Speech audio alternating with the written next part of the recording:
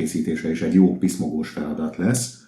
Ahhoz, hogy ne kelljen, vagy legalábbis a reményeim szerint ne kelljen majd ide-oda mindenféle csomókat megkötni, majd utánigazítani, hogy pontosabban legyen elhelyezve a megfelelő helyen, követem azt a tanácsot, hogy egy zsinórpazarlással járó, úgymond mintakantárt kötök először, úgy, hogy adott, ismert hosszúságú zsinór darabokból elkészítek a kantárhoz hasonló felkötözéseket rudakra és összekötözéseket. Megnézem, hogy mindezek után mekkora kantárszakaszok, mekkora zsinórszakaszok maradnak, és így tudni fogom, hogy mekkora ráhagyással kell az igazi kantárhoz levágnom majd a zsinórdarabokat. A kantárhoz 90 danos kantárzsinórt fogok használni. Először is a malacfarkakat készítem el, amiket nem kell olyan marha pontosan lemérni, és fogom tudni őket használni mind a mintakantárhoz, mind pedig a végleges kantárhoz. Ezekhez egy 30 cm-es zsinórdarabkával indítok.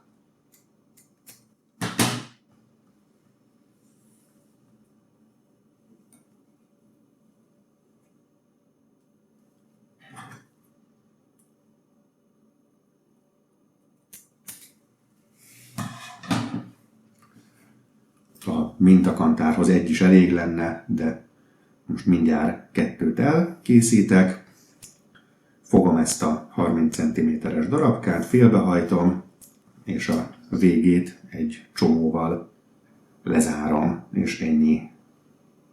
Lehet, hogy duplára kötöm ezt a csomót, hogy egy kicsit nagyobb legyen, de úgy látom, hogy nincsen rá szükség azért a eleve duplán vett zsinórból. Ez egy tisztességes méretű csomó lesz, amin meg lehet majd jól akasztani az eregető zsinórt.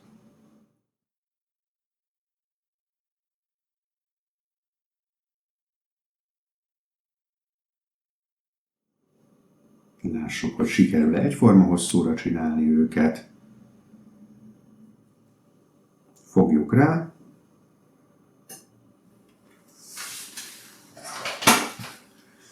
És akkor ezeknek mindjárt el is lehet dolgozni a végét.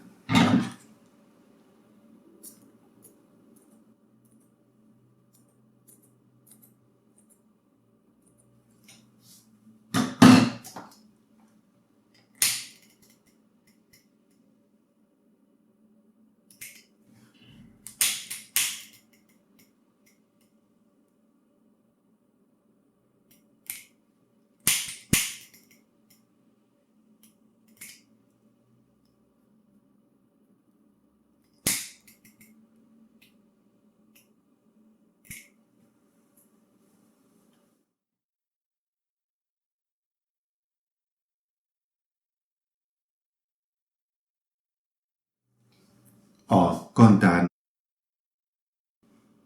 úgy lesz elkészítve, megint csak több lehetőség közül követve egy bizonyos tanácsot, hogy a külső szakasz az egy zsinórból lesz elkészítve, tehát a külső felső és a külső alsó szár az egy darab zsinór lesz. Ennek a minta kantáron való elkészítéséhez most egy 60 centis darabbal fogok indulni. Itt van a 60 centi. Ennek mindjárt a másik végére is kötök egy csomót. És ezt jó közel teszem a végéhez. És majd a véglegesen is úgy fogom csinálni, hogy ez nagyon közel legyen a végéhez, és ugyanannyi vesszen el. Jó, és mondjuk 30 centit pedig levágok a mintakantár külső szárához. Elindulok a csomótól 30 centi, az itt van,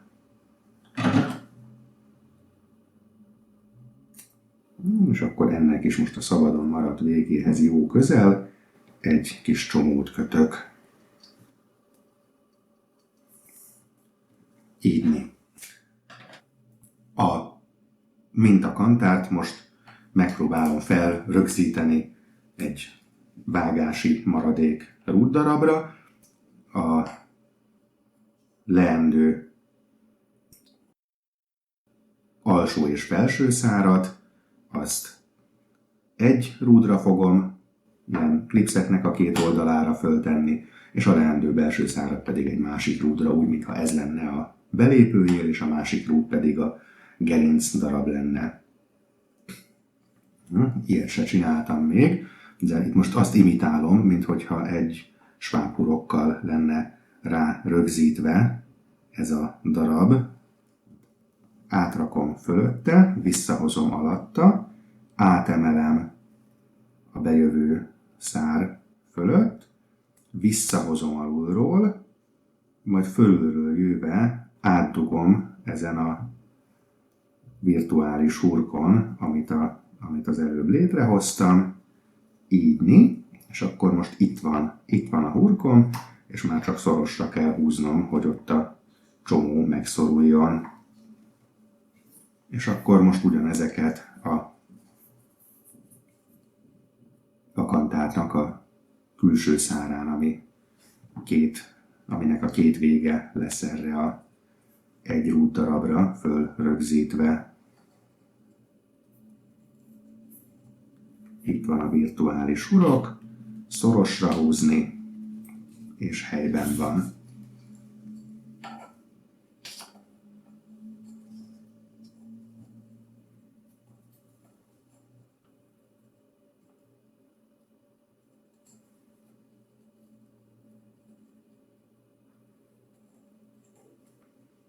Itt van a virtuális hurok, szorosra húzni, és helyben van. Ami a belső szár lesz, arra a leendő malacfarkot fogom rá hurkolni, méghozzá nem egy egyszeres hurokkal, hanem egy pruszik csomóval, csúszóhurokkal, ami lényegében annyi, hogy a svábhurkot azt kétszer egymás után csinálom meg, legalábbis remélem, hogy ennyi, elég rég volt szükség rá, hogy én ilyen csomókat kötözgessek.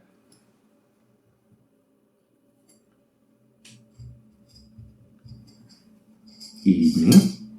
És akkor ez a csomó, ez arra szolgál, hogy amikor itt kifeszítem a leendő külső szárat, akkor ezt szabadon lehet ide-oda csúsztatni.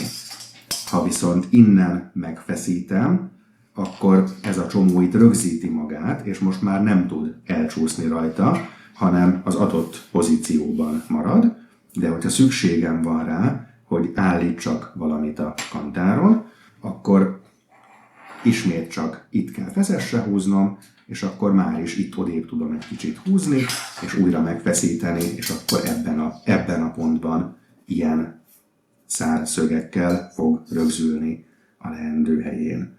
Tehát egy ilyen kantárt fogok készíteni, és akkor erre a malacfarokra akarom még ezt a belső kantárszárat rá hurkolni.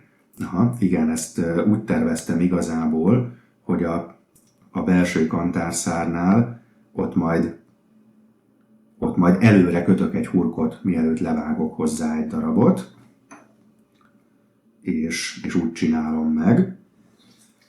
Legyen most akkor az a módja, hogy a visszahajtás az mondjuk, hogy 6 centi lesz a csomóig. Tehát 6 centit visszahajtok, és ezt kötözöm itt így meg.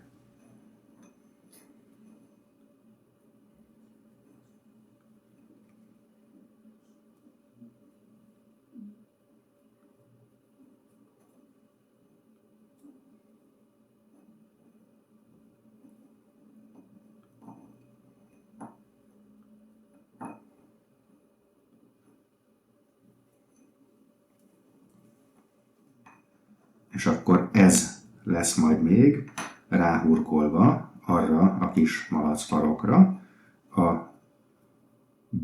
a külső szárnak a odahurkolása fölött. Tehát ezt ide ráhurkolom, átbújtatom,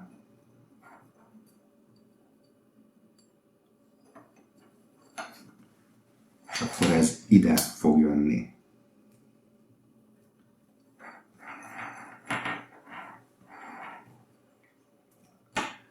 Tehát így képzeljük el a kantárt, minthogyha ez lenne a sárkánynak a belépőjéle, és ez lenne a gerince. Most az ebből a szempontból mindegy, hogy a szárdarabok arányai azok persze nem nagyon hasonlítanak a valóshoz, de így van elképzelve ez a mintakantár. Ezen az összerakott mintakantáron, ezen most megjelölöm, hogy mik a szabadon álló szakaszai a zsinóroknak. Ennek a leendő külső szárnak, nem ennek a leendő belső szárnak, ettől a fekete jelöléstől fog eddig a fekete jelölésig futni a tényleges kantár méretbe belejátszó szakasza. Ennek a egy darabból megcsinált külső szárnak, ennek a közepéből majd még le kell jönnie annak a, feltételezem, hogy minimális darabnak, ami itten most elsüllyed ebben a pruszik hurkolásban.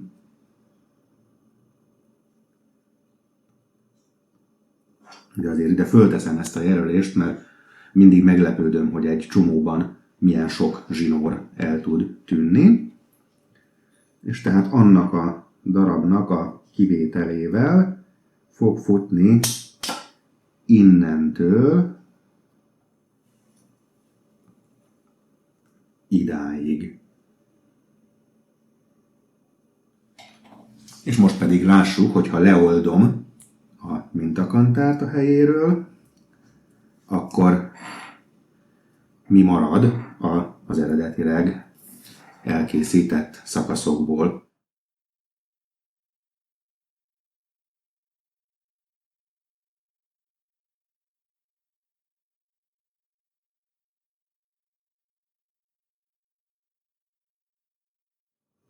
A malacfaroknak való darabon nincs mit méregetni tovább. És akkor lássuk. Nem semmi egyébként, tehát egy körülbelül bő 6 centi elmegy abban, hogy ráhurkoljam egy darab rúdra ezt a zsinór véget.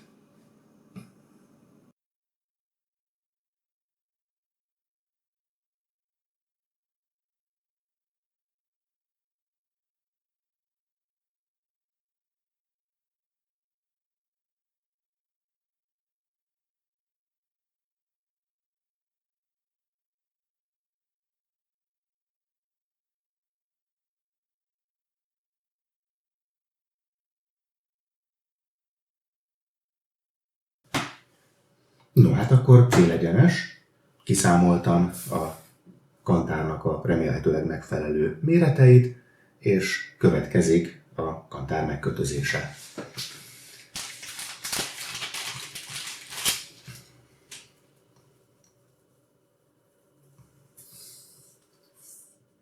És akkor tehát minden darabnál úgy indítok, hogy a végéhez közel egy kis csomót kötök, és ettől a csomótól, ennek a belső oldalától fogok elkezdeni mérni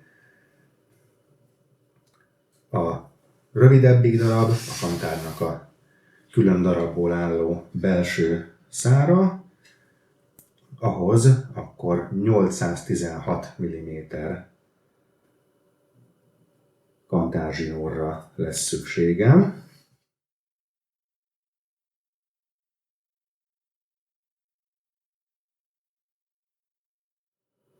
816-nál legyél, és itt szeretném akkor elvágni. Most egy ellenőrzés. Itt kezdődik.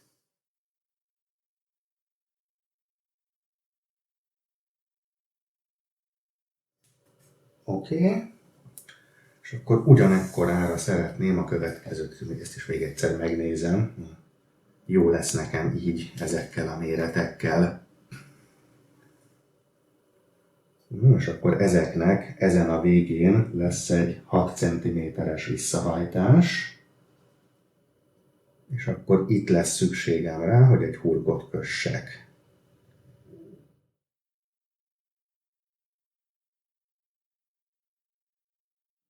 A végeket esetleg mindjárt le is forrasztom.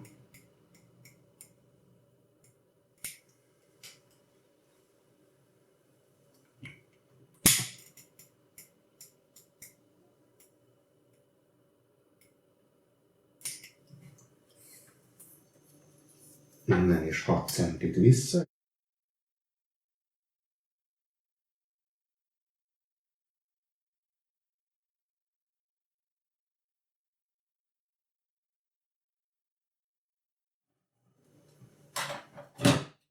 A következő darabhoz pedig a kantár belső szakaszához, tehát ami egyben lesz a belső felső és a belső alsó szár, ahhoz 1216 mm zsinórra lesz szükségem. Kezdjük ezt is egy csomócskával. Közben kicseréltem az öngyújtót, mert ez már kezdte felmondani a szolgálatot. Egy viharöngyújtót találtam, még remélem, hogy azzal is tudok precízen dolgozni. És akkor lássuk a 1216 mm-t, az idő közben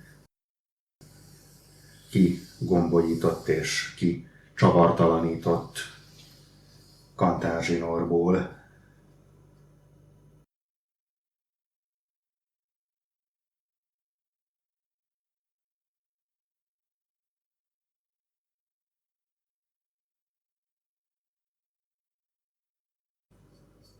Elnyisszantjuk.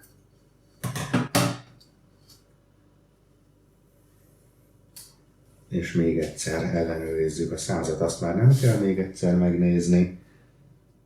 Jó.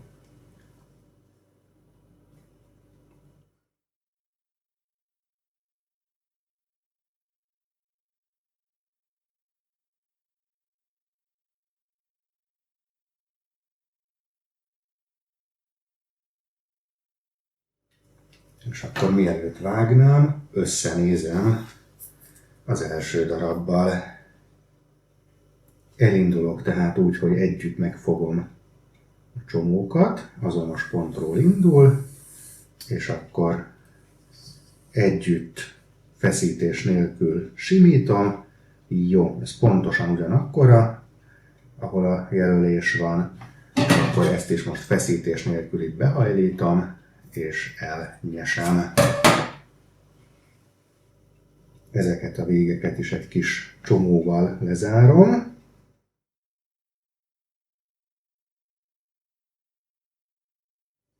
És egy kis olvasztással véglegesítem.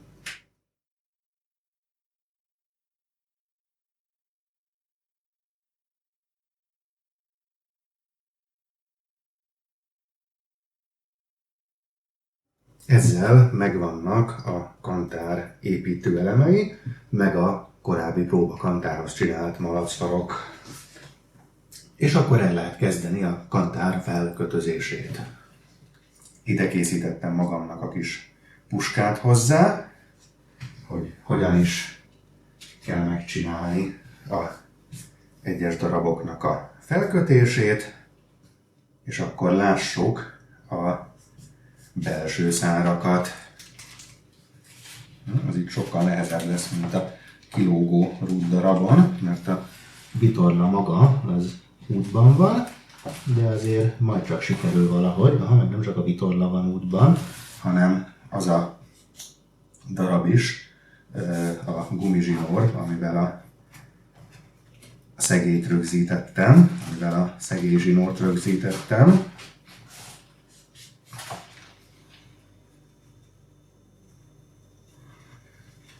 Na majd most azért ellenőrizzük hátulról is. Jó helyen van, és nincsen alatta semmilyen gumizsinór.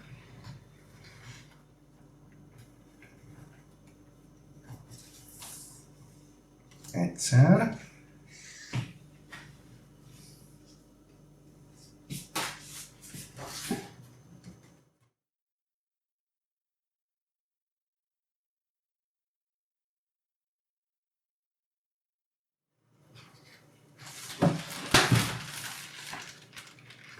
Másodszor.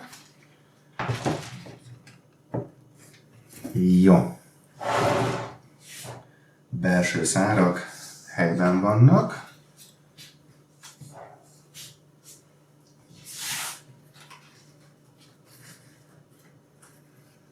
Alsó szár.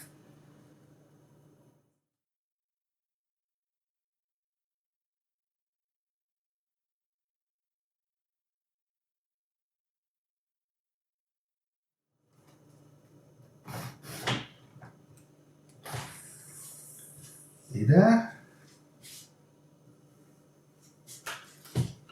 És egyelőre ezt így hagyom, hogy majd egy bejelölést kényelmesen tudjak rátenni.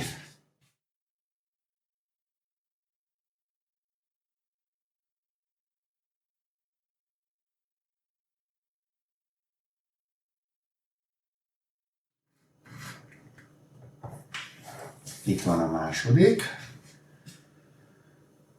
És akkor most lenne jó ezen bejelölnöm a csomótól, hogy 520 mm hosszú az alsó szakasz, vagy az alsó szár.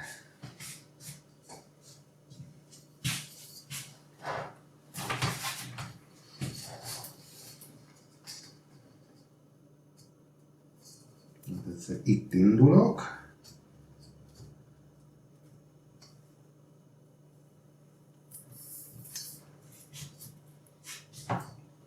És itt az 520 mm-t megjelölöm. Közben a sárkány lehetőleg maradjon helyben.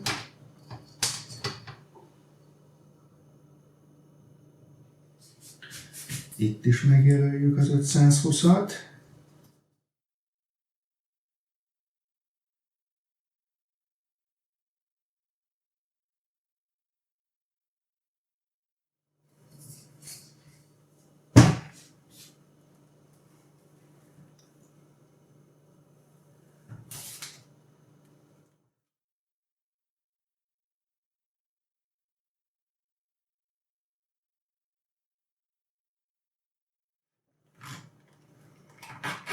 Felső rögzítési pont is megvan.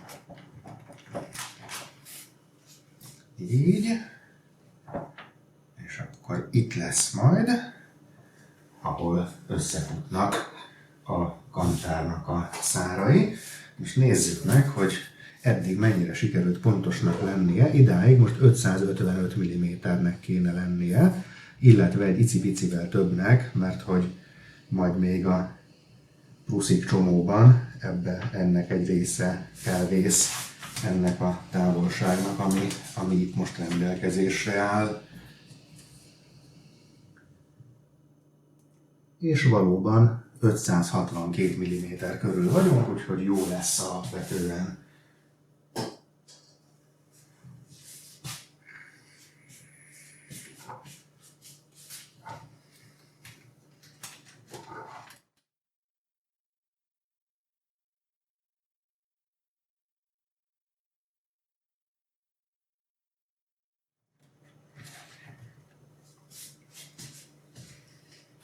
Itt is megnézzük.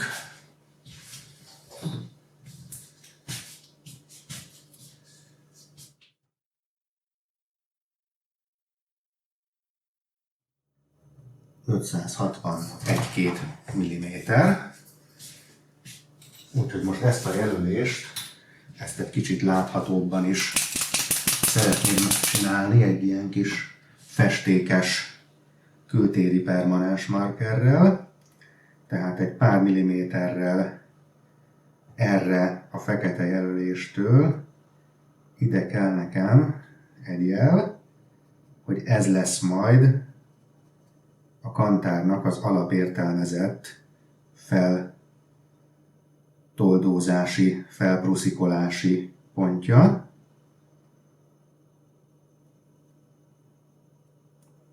És hogyha bármikor a későbbiekben kantártuning céljából elmozdítanám a rögzítési pontot, akkor is remélhetőleg még látható lesz majd, hogy ez az eredeti, úgymond gyári specifikáció szerinti helye.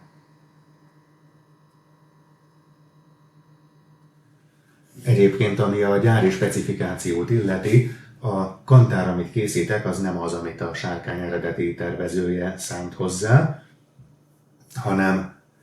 hanem egy némileg máshogyan dimenzionált kantár, amit egy másik, főleg pilóta, kisebb részben sárkányfejlesztő tervezett, alakított ki hozzá, és sokak beszámolója szerint ezzel a kantárral kényelmesebben repülhető a sárkány, de hát amúgy alapvetően ízlés és repülési stílus kérdése minden, csak én még nem vagyok annyira jó pilóta, hogy legyen egy igazán saját repülési stílusom.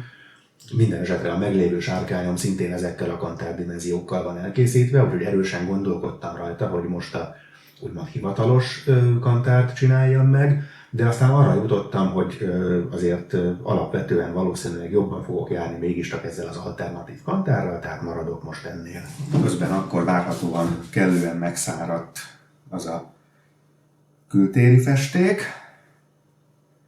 és akkor most jön az, hogy ide egy dupla hurokkal, egy pluszik hurokkal fölkössem a malacfarkat. De egy kicsit még fog ez az anyag.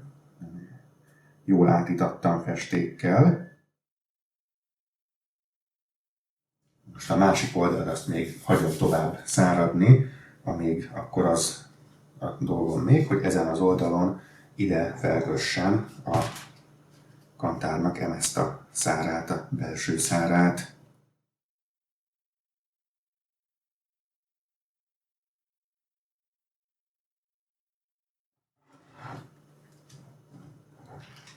Még egy pár ellenőrzés. Tehát most elvileg belső szár 62,5 cm, 625 mm. Hát nem, ez 665 mm. Azt hogy csináltam?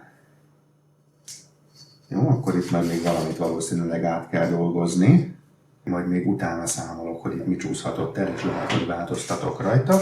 De először akkor most már megkötözöm a másik oldalon is, hogy lássam, hogy ott is ugyanez az elcsúszás megvan-e.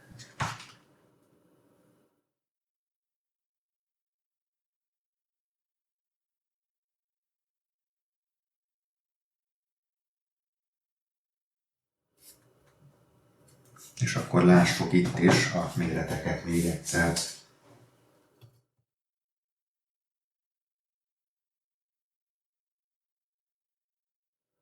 Majdnem 670. A belső száram az túl hosszú lett mind a két esetben.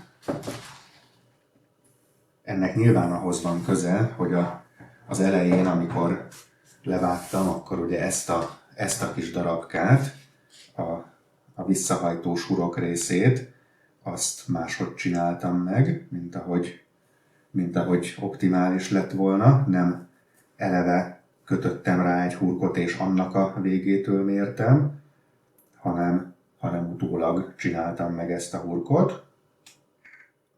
A kívánatos hossza ennek a belső szakasznak, az tehát itt a munkadarabon mérve 625 mm lenne. Tehát az lenne a kívánatos, hogy ezt a darabot, a belső szakaszt, ezt egy körülbelül 4 centivel lerövidítsem. 43 mm-rel, hogy egészen pontos legyek.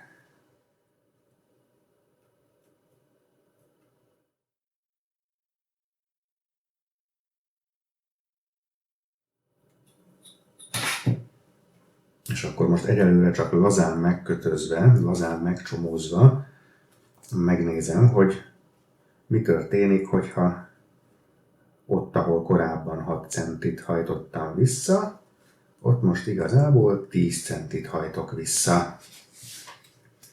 Ahhoz, hogy a ebből eredő hozt megnézzem, ahhoz nem kell fölkötöznöm, mert körülbelül ott van a fölkötözési pont, ahol ez a véghurokkal együtt véget ér.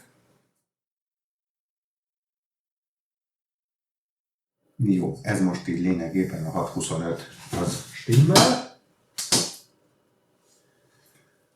Akkor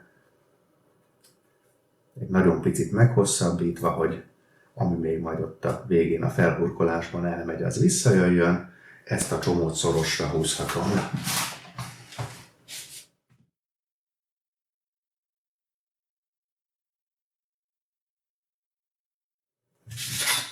És akkor ezen a végén is 6 centiről 10 centire szeretném növelni a visszahajtást.